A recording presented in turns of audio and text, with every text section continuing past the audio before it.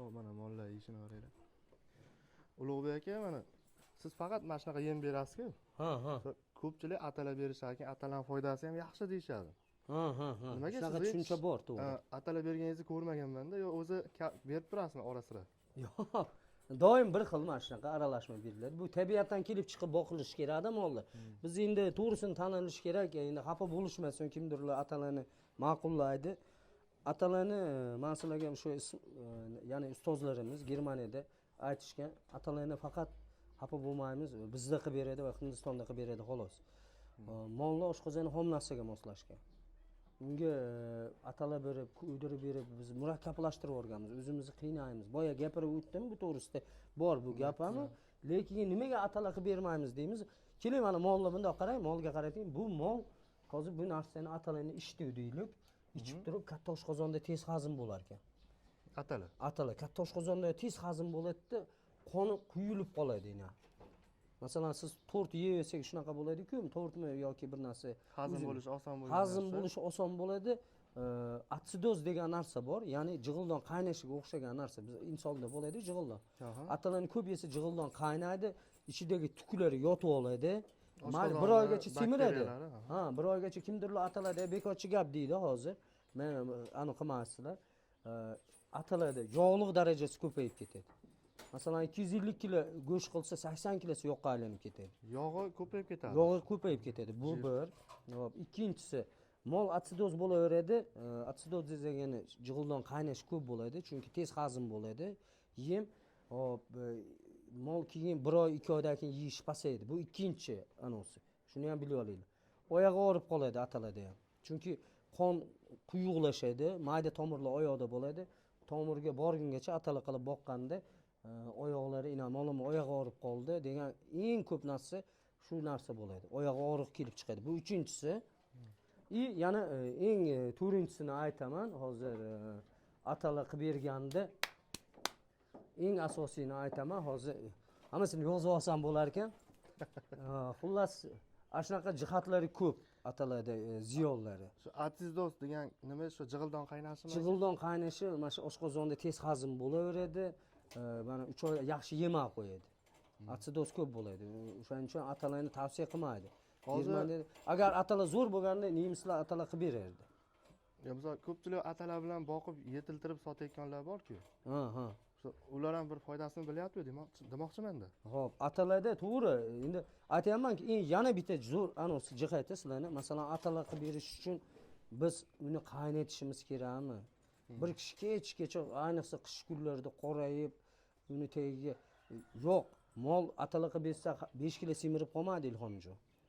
2 kilo semiradi. Xohlar mana shuni qilib boqsangiz ham, atalar qilib bersangiz ham mana shu bir xil semiradi.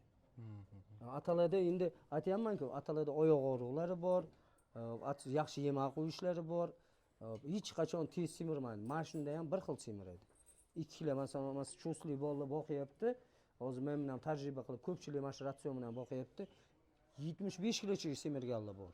Bir oyda. Bir oyda 70. Hozir meniki o'rtacha 50 kilo semirayapsiz. Yetadi sizga. Tep-tepadan oshiq tashlaydi bu.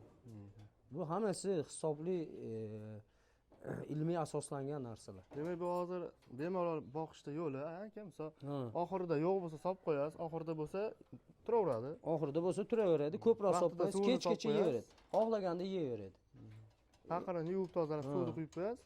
Xohlaganda turib yeb yotaveradi, ortiqcha mehnat. Yana bitta narsa, atalar deymiz, atalarda masalan mana shu don yem bor-ku, yemni biz qaynatgandan keyin 60 gradusdan keyin eng zo'r molga yaxshi ta'sir bo'ladi.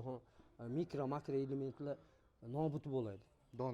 Donda qaynatganingizda ko'yadi u. O'shaning uchun qaynatib berish Germaniyada tavsiya qilmaydi. Tez hazm bo'lmasligi kerak, demak.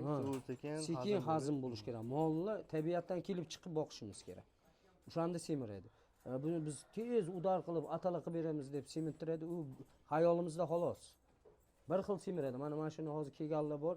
1,5 oy bo'ldi mana shu mollar.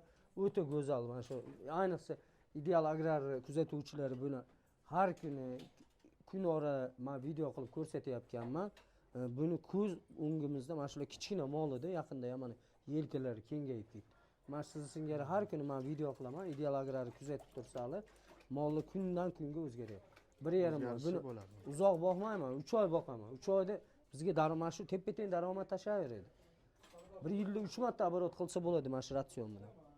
Oyoq og'riq bo'lmaydi, doktor ukol sarf qilmas. Yaxshi ozuqa, yaxshi aralashma qilib berasiz. Yaxshilab mana shunaqa mishalka olib olsangiz, yana ham agar ko'p biznesda bu ham, buni to'g'ri tushunish kerak, biznes bu ham. Biznes qilish uchun birinchi очередda sarmoya kerak. Sarmoya uchun nima kerak bizga? Yemimiz doim bo'lishi kerak, sulosimiz bo'lishi kerak. Albatta shunaqa bir drobilka olishimiz kerak, mishalka olishimiz kerak. Bo'ldi, biznesimiz yurishaveradi. Buni orasida boshqa biznes qilsangiz ham bo'laveradi. Bo'ldi. Xudo xolasa kerakli maslahatlarimiz shunaqa. Xo'p, akamiz oldida kelganmiz. Kerakli maslahat, misol ortiqcha harakat kerak bo'lmas ekan, mana solib qo'yasizlar, mana yeyapti. Qachon tugasa, kechib bo'lini ham solib qo'yilaveradi. Kunda Bir kunda 2 2 mahal qarang bo'ladi. Bo'ladi mana. Pastga telefon nomerlar yozamiz, shunaqa drobilka yo yem kerak bo'lsa, akamizning nomerlari, agar drobilka kerak bo'lsa biz nomerimizni yozib qo'yamiz. Sog' bo'linglar, salomat bo'linglar. Videomiz foydali bo'lgan bo'lsa, biz ham xursand bo'lib qolamiz. Kimgadir foydamiz tekkan bo'lsa, yaxshi kunlarda ko'rishaylik. Bemalol. Salomat bo'linglar. Sog' bo'linglar.